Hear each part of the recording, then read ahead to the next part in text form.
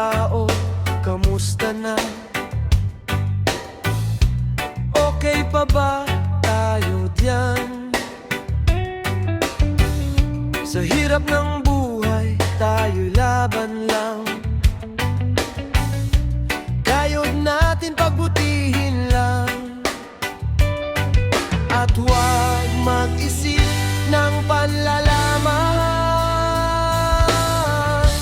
Pag ang buhay ay hindi na kaya, huwag isipin ang bahala na. Laging magdasal para sa ikakaginhawa at panatilihing maayos lang ang mga ginagawa.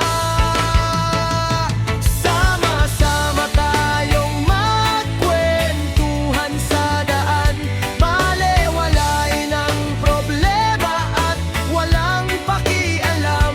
Tawa at halakhak ay huwag nang pigilan, lungkot ay kalimutan at ipalit ang kasiyahan.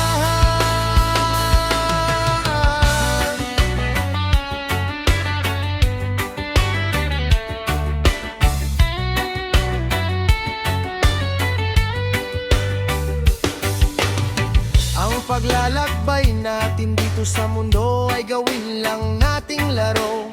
Kahit matalo o panalo, magsaya pa rin